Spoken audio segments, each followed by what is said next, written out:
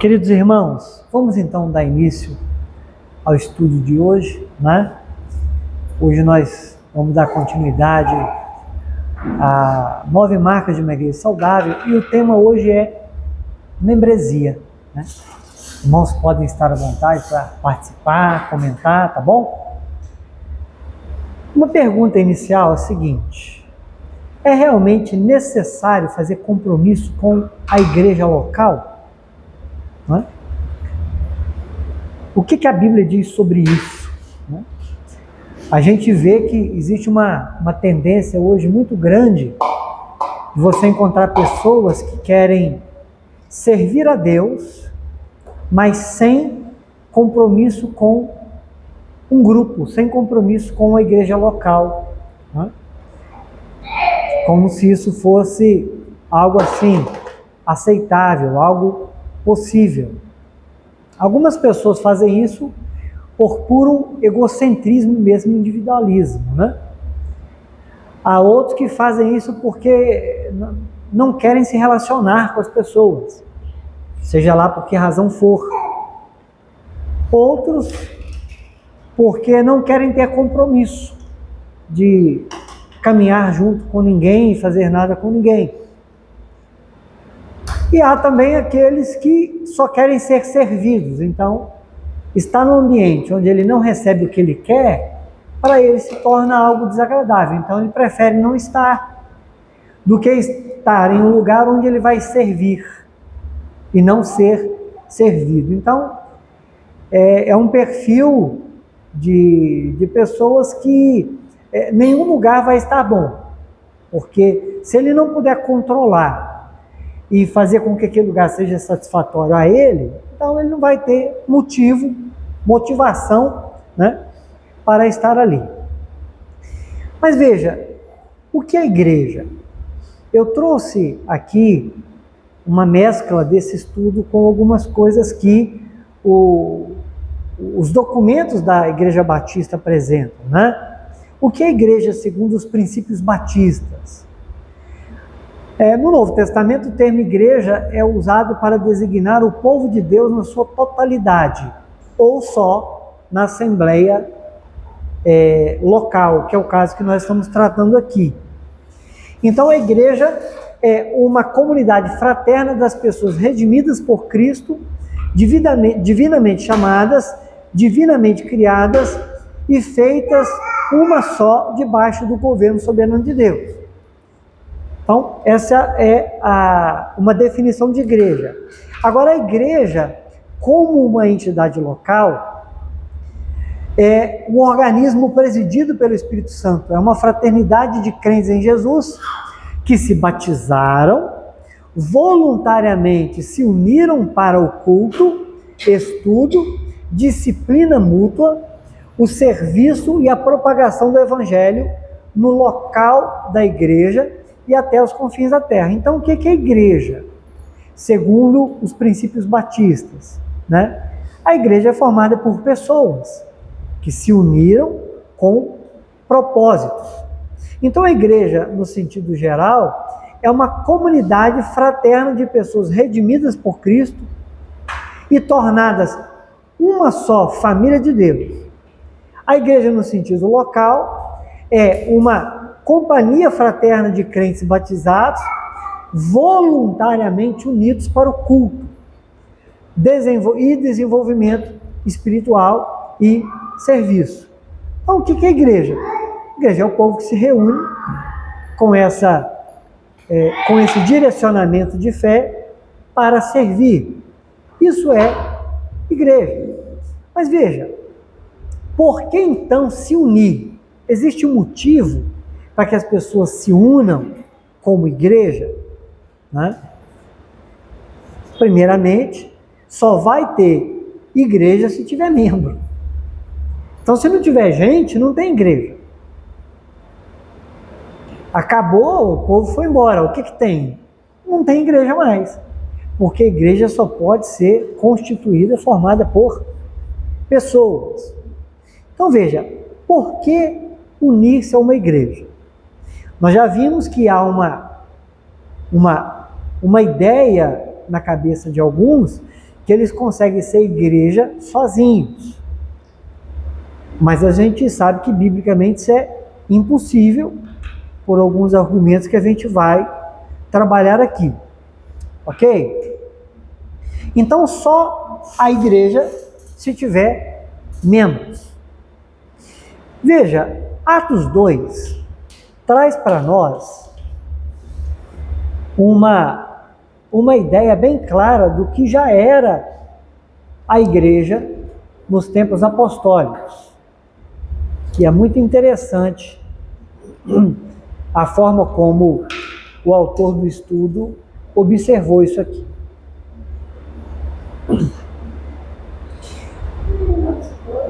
Atos 2, versos 41 e 42. Quem encontrar, pode ler, por favor.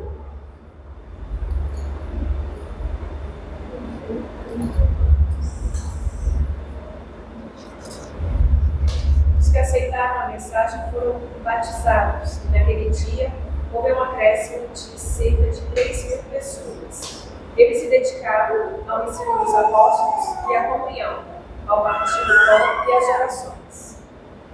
Amém?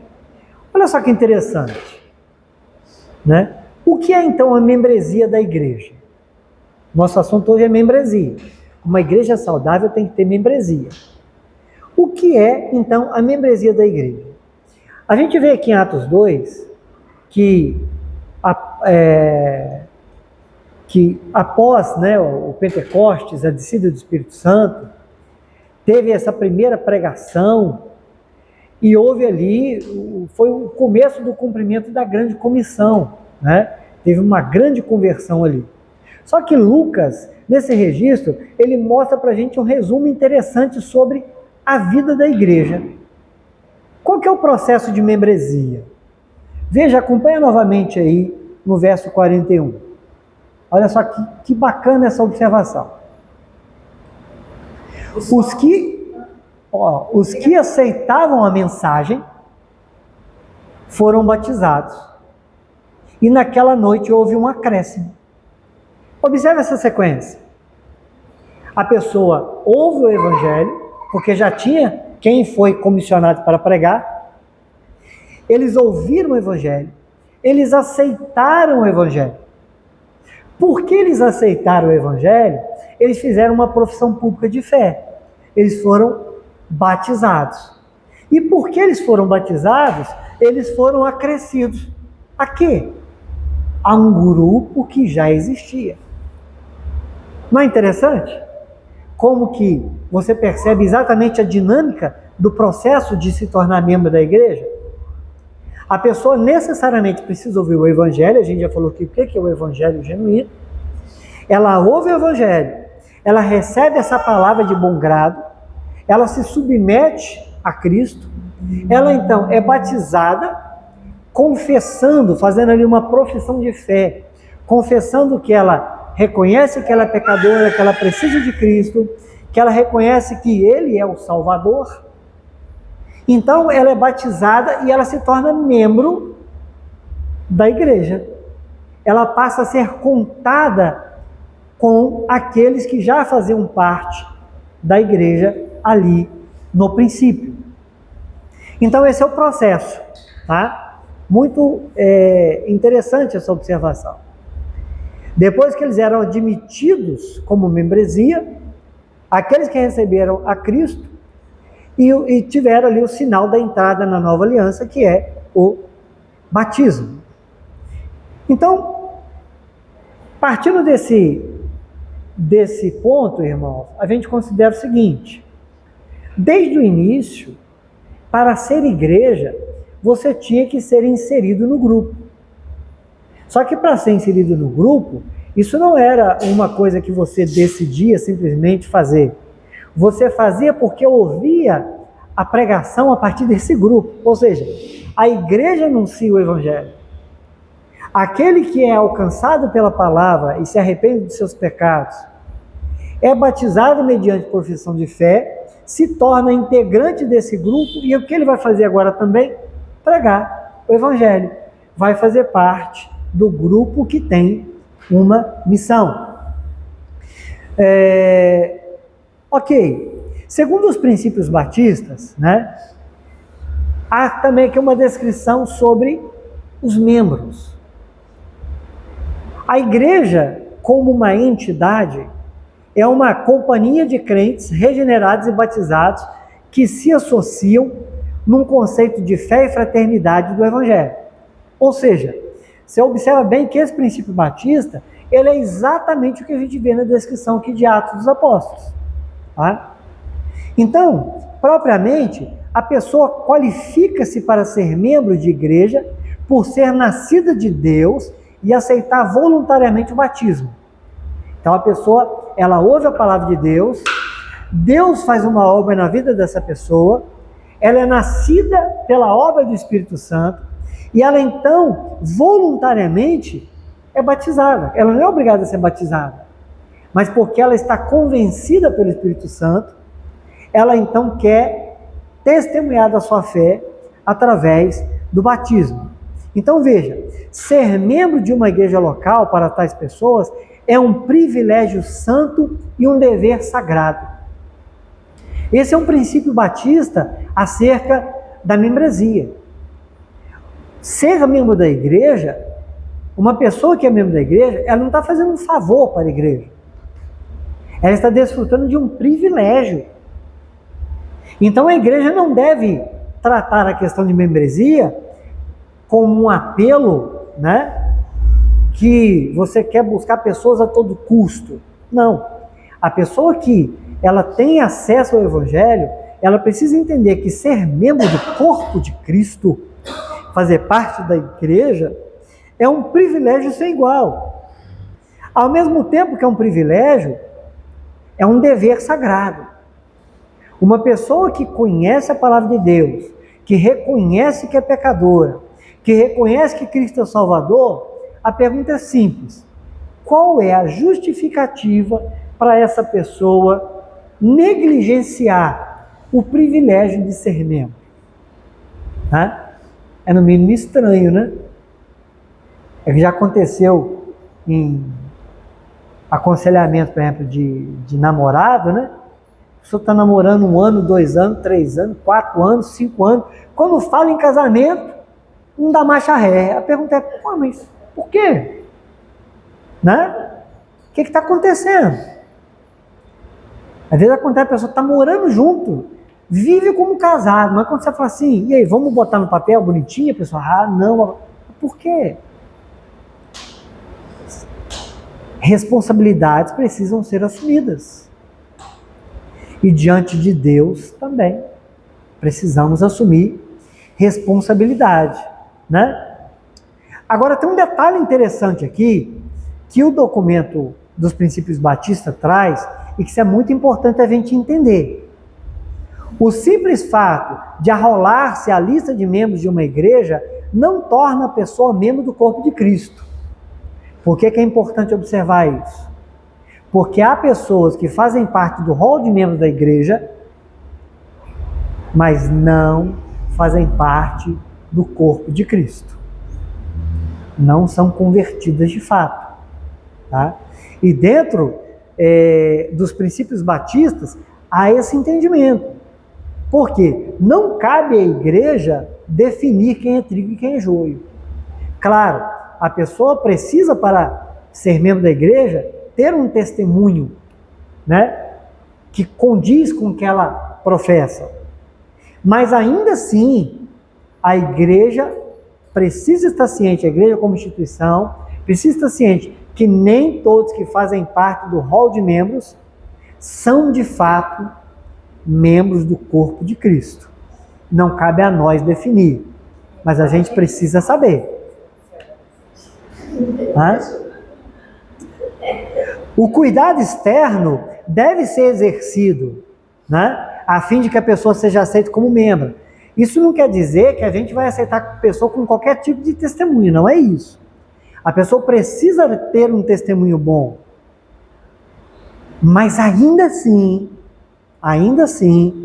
a gente precisa saber dessa realidade, tá?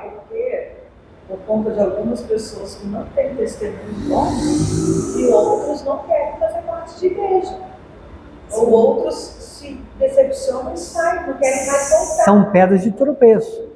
Mas tem um lado que talvez, Cláudia, seja assim, o mais problemático. São dos falsos irmãos.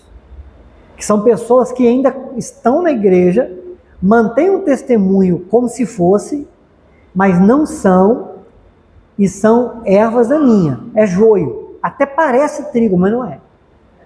Entende? É um problema. Mas veja, ser membro de igreja é um privilégio, dado exclusivamente a pessoas regeneradas, que voluntariamente aceitam o batismo e se entregam ao discipulado fiel, segundo o preceito cristão. Então a igreja ela tem o critério, né, para poder seguir. Qual é o critério então que nós já vimos? Segundo Atos, a igreja prega a palavra pelo poder do Espírito Santo. Aquelas pessoas que ouvem a palavra e admitem e reconhecem Jesus como Salvador e decidem então caminhar com a igreja, fazem então a profissão de fé, são batizados e passam então a integrar o rol de membros da igreja. Esse é o caminho. Então veja, aí o versículo 42, ele nos apresenta agora como viver na membresia. Porque se o versículo 41 mostrou para a gente como você se torna membro, o versículo 42 vai mostrar como que a membresia deve viver.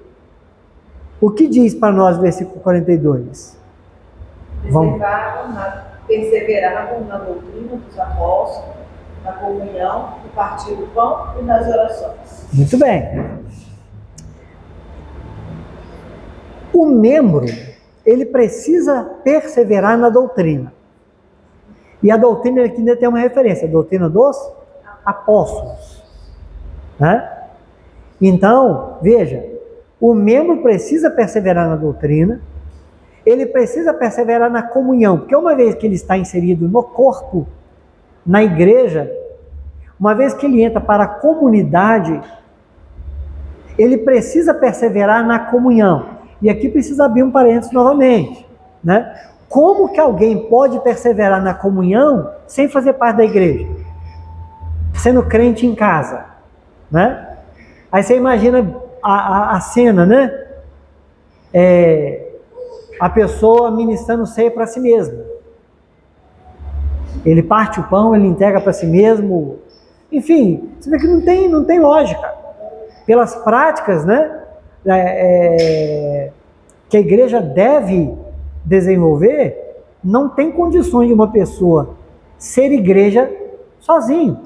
Está escrito aqui, perseverava na doutrina, né? Como que a pessoa vai se ensinar, vai se exortar, vai se corrigir? Como que é uma caminhada assim? Não tem como. Tem que perseverar na doutrina e na comunhão. Quando fala no partir do pão, a gente pode ter um entendimento aí amplo. Seja no partir do pão no sentido social, da cooperação mútua nesse sentido, mas também aqui na ceia. Que observe bem, nós temos doutrina, comunhão, oração. Então a gente pode entender o partir do pão também aqui como a questão da ceia. E para participar da ceia, tem que ter passado por aquele processo de aceitar o evangelho e ser batizado. Então o versículo 42, ele apresenta o viver da membresia. Quem foi acrescentado ao corpo, à comunhão da igreja, precisa ter uma forma diferente de vida.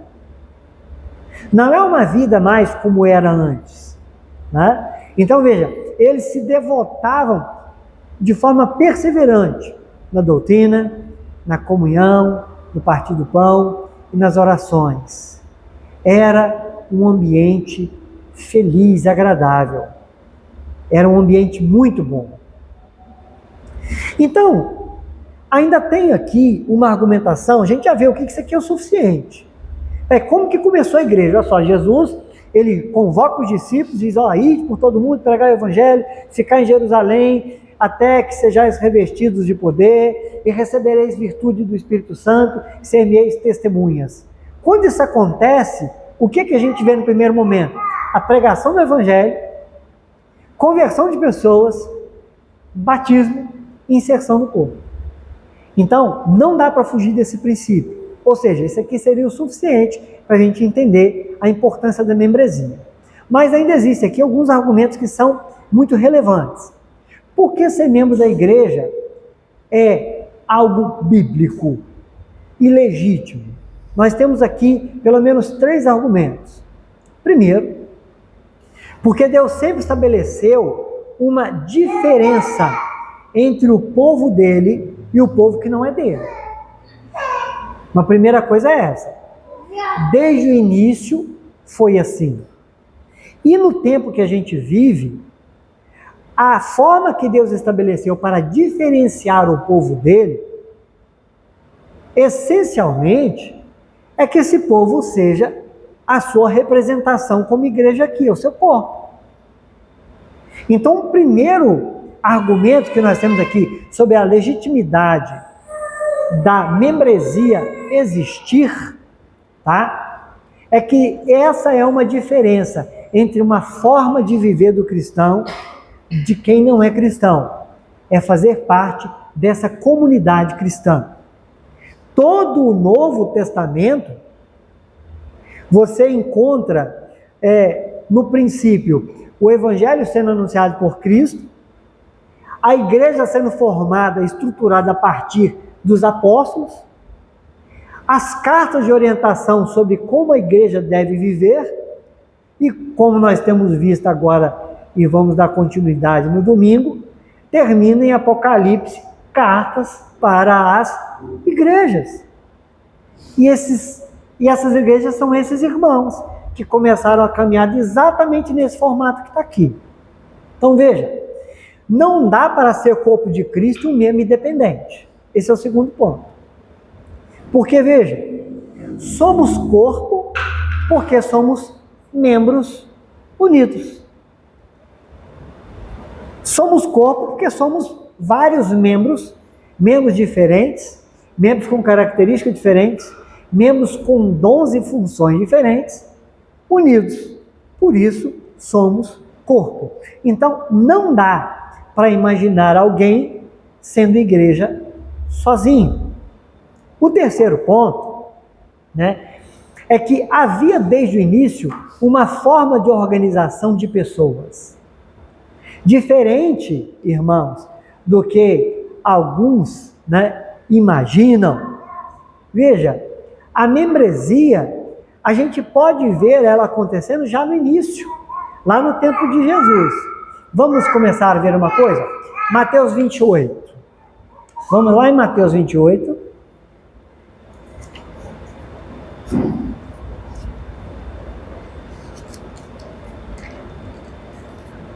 O que diz, verso 19 e 20, por favor.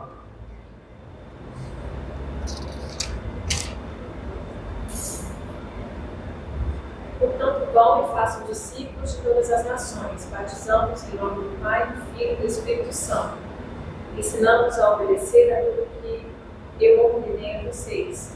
Eu estarei sempre com vocês até o fim dos tempos. Então veja o primeiro ponto. A gente vê a questão da membresia, primeiramente, na grande comissão. Por quê, irmãos? Porque olha só, o novo discípulo, ele deveria se submeter aos discípulos já existentes. Então veja, tinha um grupo que tinha a missão de pregar para aqueles que depois integrariam esse grupo. Ok? Vamos lá. Uma segunda coisa é que a gente pode perceber que havia uma certa contagem de membros. Alguém abre em Atos 1,15, outro abre em Atos 2,41 e outro abre em Atos 6, verso 3. Quem encontrou Atos 1,15, leia, por favor.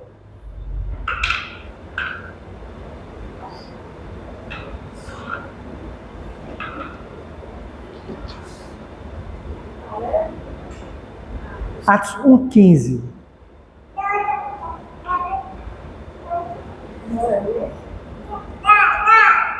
2:41 e 6:3. Quem leitura? 1:15. Naqueles dias, Pedro levantou-se entre os irmãos. Um grupo de cerca de 120 pessoas. É isso aí, tá vendo? Você vê que tinha uma contagem. Tinha cerca de 120 pessoas. Atos 2:41. Então, os que aceitaram a palavra de Pedro foram batizados, havendo um acréscimo naquele dia de quase 3.000 pessoas. Olha que interessante. Foram batizados e houve um acréscimo a um grupo que já existia. Atos 6, 3-5. Irmãos, escolham entre vocês 7 homens de bom testemunho, cheios do Espírito e de sabedoria. Passaremos a eles essa tarefa e nos dedicaremos à oração e ao ministério da palavra. Tal proposta agradou a todos, então escolheram Estevão, um homem cheio de fé e do Espírito Santo, além de Filipe, Prócoro, Nicador, Timão, Pármenas e Nicolau, um convertido ao judaísmo proveniente de Antioquia. Perceba, o que estava acontecendo aí? Havia algo sendo tratado com um grupo específico. Foi uma palavra direcionada para um grupo de irmãos. Irmãos, escolham entre vocês. Então você vê que há aqui uma delimitação. Existe um grupo específico. Então, desde o início, havia uma forma de organização de pessoas. Isso está muito nítido aí na palavra. Tá? Agora tem mais uma coisa, só para a gente encerrar essa parte, que é na questão da disciplina. Né? Quando havia uma orientação sobre disciplina, a palavra era: se a pessoa não te ouvir, leve essa pessoa à igreja. E quem era essa igreja? Era esse grupo que havia ouvido o evangelho, que havia sido batizado, que havia sido acrescido e que era considerado igreja. Percebe?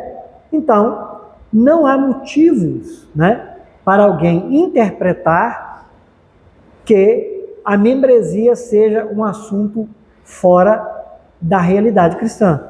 Tem uma confusão muito grande, porque as pessoas confundem ser templo do Espírito Santo com ser igreja. Falar igreja sou eu. Só que pensando em ser templo do Espírito Santo. Falar em Coríntios isso, nós somos templo do Espírito Santo. E o que pega é o seguinte: quando aparece igreja, você fala de um povo. Nunca é falando de uma pessoa só. A igreja do Senhor é o povo de Cristo. É a união das pessoas. É a própria palavra de igreja, é a assembleia, você vai ter união. Então, tem essa confusão. Apesar de a pessoa ser, pode dizer que é a casa de Deus, templo do Espírito Santo, porém, além dela ser a casa de Deus, ela também é a casa de Deus em conjunto. Ou seja, não é só um ou outro, mas é os dois. Se fosse individualmente, ou no templo do Espírito Santo. E quando você está reunido em igreja, você está como um corpo de Cristo reunido. E Cristo é o próprio templo de Deus. Então essa que é a grande diferença. Não tem como ser um povo de uma homem só, né? Exatamente. Reunião individual. Eu tentei encontrar aqui, mas não encontrei, uma palavra que Paulo fala sobre isso, né? Que nós somos individualmente membros do corpo de Cristo. Né? Então, é o que o Daniel falou, nós somos templo do Espírito Santo, mas o corpo de Cristo não pode ser formado só por uma parte. Né? Por isso que Paulo ele vai fazer uma descrição muito abrangente acerca dessa situação e mostrando o quanto que todo membro ele é importante e que nenhum membro pode ser desprezado. Viver Hebreus capítulo 12, fala que nós somos pedras vivas edificadas no reino de Deus. A igreja é construída com cada parte. Cada parte é quem? Nós. Né? Então, queridos, não existe fundamentação bíblica que justifique alguém querer ser crente sozinho, viver como igreja sozinho. Isso é descumprir algo que está estabelecido, tá bom? Eu vejo exatamente de uma forma bem prática, né? Nosso aperfeiçoamento, né? Como cristão, a gente não tem como ser aperfeiçoado sozinho. Perfeito. Eu preciso ter todos os percalços de um relacionamento em conjunto para que eu coloque ali em prática o meu amor ao próximo, o meu perdão, né? E coloque tudo que a gente vem aprendendo na palavra em prática. Né? Não tem como a gente fazer isso sozinho. Perfeito. E essa é a função da igreja. Né? Essa é a função da igreja.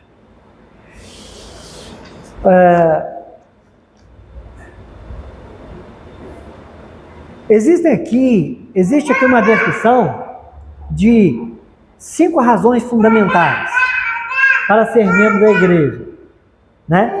A primeira razão é para assegurarmos a nós mesmos. Então, por que eu preciso ser membro? Porque eu preciso estar, para a minha saúde espiritual, eu preciso estar. Eu preciso fazer parte.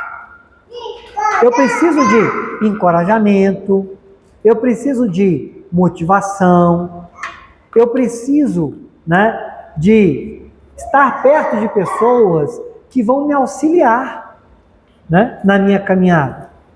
Outra coisa, eu preciso estar junto para evangelizar o mundo, né? Para evangelizar o mundo. Eu preciso estar junto para denunciar o evangelho falso, para propagarmos a palavra verdadeiramente. O ponto que você comentou agora, para cooperar na edificação dos outros. Então, eu preciso estar para que eu seja edificado e preciso estar para que eu possa ser alguém que vai ajudar na edificação do outro. Entende? E, obviamente, tudo isso para glorificar a Deus. Então, nós precisamos ser comprometidos com a igreja. Isso é algo que está claro e definido pela Escritura. Ou seja, uns com os outros e todos com o Senhor. O pensamento é esse. Uns com os outros e todos unidos com o Senhor. A proposta que Mark Dever colocou aqui, ele cita uma palavra interessante, que ele disse, olha, a igreja precisa ser uma comunidade cativante. Porque se somos um grupo que torna o evangelho visível para o mundo, nós precisamos que o nosso compromisso seja baseado nesse chamado de Deus. No chamado de Deus para viver os mandamentos uns com os outros. Tá? Mesmo que isso seja difícil. Você usou a palavra bem aplicada aí, os percalços. Tá? Mesmo que isso seja difícil, desconfortável e até sacrificial. Porque às vezes, irmão, a verdade é essa. Para ser igreja do Senhor, para caminhar com o povo de Deus, às vezes a gente vai entender isso como algo difícil, às vezes vai ser desconfortável e às vezes vai ser realmente sacrificial. Às vezes vai ser penoso lidar com certos irmãos, né? E isso é algo que a gente deve entender, que a palavra não escondeu isso da gente. Então veja, a gente precisa amar. Ora, não existe nada mais específico na palavra, no ensinamento de Jesus, do que isso, irmão. A palavra dele, no final, é só: nisto conhecerão que são meus discípulos, se tiveres amor uns pelos outros. Não existe nada mais direto e nada que tenha sido tão, digamos assim, enfatizado por Jesus como isso. Olha, é quase que uma Me fugiu aqui o instrumento que eu queria usar para ilustrar. Mas a realidade é o seguinte, olha, você morre para si e ama o outro. Você vê que é uma situação de extremo. Morre para si e tenha amor pelo outro. A gente acha que Né? E o detalhe, irmã Beth, se não bastasse ter que amar o outro, ele fala assim, o que adianta você amar uma pessoa que é boa para você? Né? Você tem que amar o inimigo. Né? Então, irmãos, é só pela graça. Né? É só pela graça. É só transformados pelo Espírito Santo. É só cheio do fruto da graça. Só. E não tem outro meio. Então veja, nós somos chamados aqui a amar o próximo. Tá? Vamos ver o que diz Romanos 12. Vamos ver algumas referências aí sobre essa orientação. Romanos 12, 13 a 16. Alegre-se na esperança. Sejam pacientes na tribulação. Perseverem na oração. Compartilhem o que você tem com os santos em suas necessidades. Pratiquem a hospitalidade. 14. Abençoe aqueles que os perseguem. Abençoe-os, não os amaldiçoe. Alegre-se com o que se alegram, chore com o que choram. E tenham uma mesma atitude para com os outros. Não sejais orgulhosos, mas estejam dispostos a associar-se a pessoas de posição inferior. Não sejam sábios aos seus próprios olhos. Tá vendo? Olha, se você pega uma lista como essa, existem várias, né? Você vai perceber o seguinte, como que as orientações nas cartas para o relacionamento entre irmãos é tão enfatizado. Isso não está ali à toa, né? A orientação bíblica, ela vem exatamente porque a palavra mostra para nós qual seria a nossa dificuldade na caminhada, né? Então você tem a orientação da palavra, por exemplo, como nós temos que saudar uns aos outros, como que nós temos que acolher uns aos outros, como nós temos que até suportar uns aos outros, né? Está lá em Colossenses 3, 12 a 14, como fala de perdoar uns aos outros, encorajar uns aos outros, né? A proteger uns aos outros, cuidar, a nos sujeitar uns aos outros. Irmãos, quando você pega essa relação de textos bíblicos, mostrando como que a gente deve ser uns com os outros, você vai pensar o seguinte, como que alguém pode imaginar que pode servir a Deus sem ser membro de um corpo? Né? Por outro lado, você para pensar o seguinte, como que eu posso pensar em ser cristão sendo alguém que não contribui para o desenvolvimento, crescimento e maturidade desse corpo? Tanto para o bem daqueles que fazem parte, como para a pregação do Evangelho, para que outros entrem e sejam também instruídos nessa verdade. Que é a verdade onde você reconhece que você é um pecador, você se arrepende do pecado, você se submete ao senhorio do Cristo, e agora você olha para um monte de gente igual a você, que precisa de ser ajudado por você, e que você deve contar com a ajuda dessas pessoas para a sua caminhada. Essa é a caminhada da igreja. É para isso que nós estamos aqui. Para caminharmos nesse entendimento, com o propósito de servir ao Senhor nos ajudando nas dificuldades, né? Aí, como o Daniel comentou, e é verdade, quando as cartas eram escritas, né, algumas foram escritas para alguns obreiros, mas para que eles fossem orientados como cuidar das igrejas, né? Percebe? E quando a carta era para a igreja, é para o consolo e a edificação daqueles irmãos. Então, a membresia é um grande privilégio para nós fazer parte dela. Para concluir, nós temos uma lista aqui de um teólogo que ele mostra sobre as razões da membresia, né? Por que ser membro? Porque é bíblico. Porque a igreja são os membros. Porque é um pré-requisito da ceia do Senhor. Para você ceiar, você tem que ser membro. E você vai ser membro de quê? De si mesmo, né?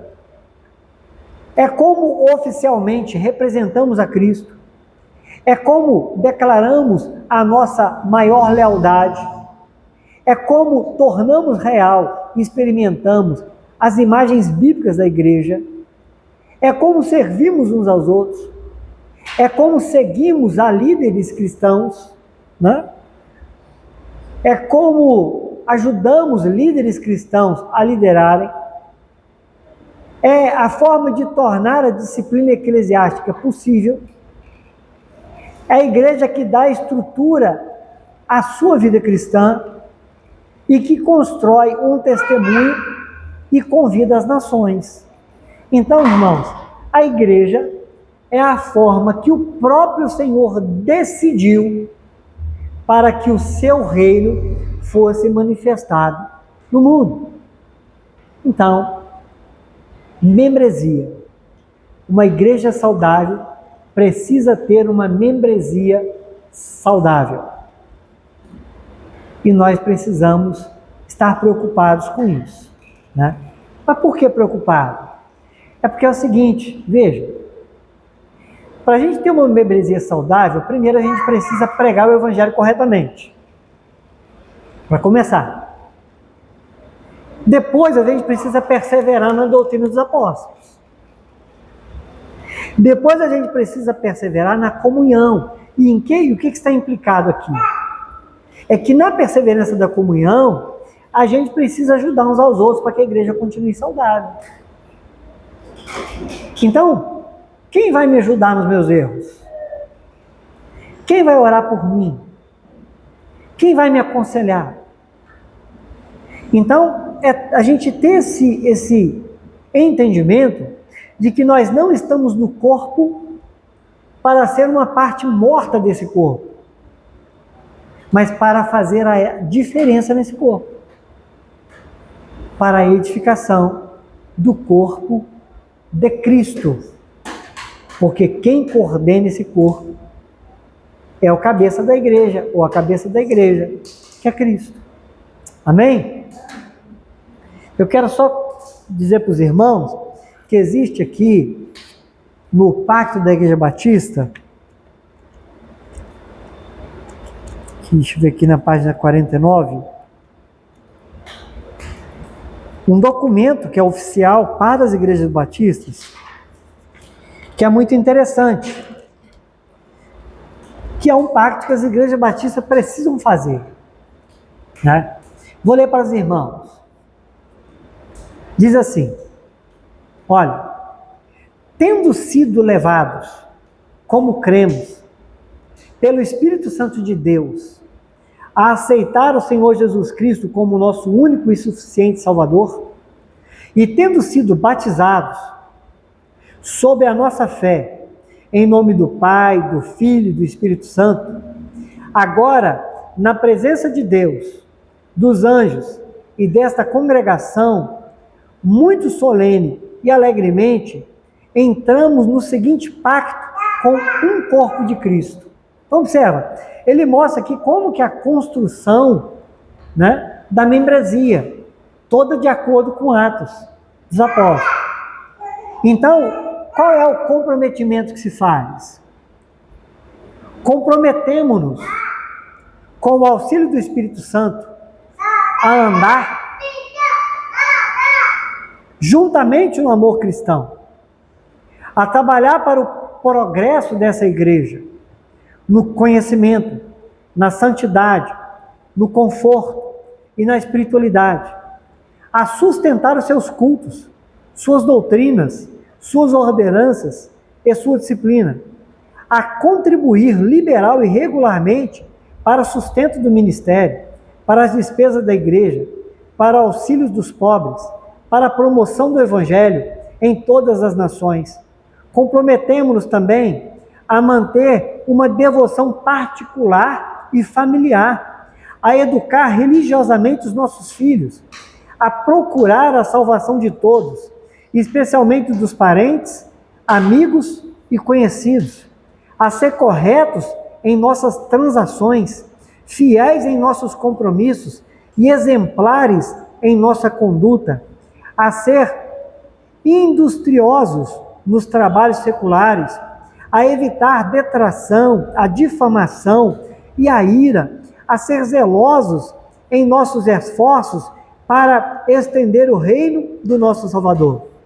Além disso, comprometemo-nos a ter cuidado uns dos outros, a lembrar-nos uns dos outros nas orações, a ajudar uns aos outros nas enfermidades e nas necessidades, a cultivar relações francas e a delicadeza no trato, a não sentir logo as ofensas, mas a estar sempre prontos a perdoá-las e a buscar, quando possível, a paz com todos os homens. Finalmente, comprometemo-nos, quando sairmos deste lugar para outro, a unirmos a outra igreja, da mesma fé e ordem, em que possamos observar os princípios da palavra de Deus e no espírito desse pacto. O Senhor nos abençoe e proteja, para que possamos ser fiéis e sinceros até a morte. Amém. Observa que pacto é esse. Ele é um pacto importante para que a gente esteja sempre trazendo à luz da nossa consciência, porque ele mostra desde como você precisa estar comprometido naquilo que foi a sua conversão, como no seu trabalho de edificação pessoal, familiar, da igreja, como no trabalho social, como também no testemunho que você precisa prestar na sociedade, como você precisa ser diligente no seu trabalho. Enfim, é um pacto que a gente deve fazer sobre o que a Bíblia nos ensina sobre o que é a caminhada de um cristão. Amém, queridos? Então, isso é o que nós temos para hoje, que nós possamos ter aí uma compreensão desse privilégio e também dos deveres que esse privilégio de ser membro da igreja nos traz. Amém? Essa lista que você leu aí. É isso aí. Chamados para servir, né? Algum irmão quer comentar alguma coisa?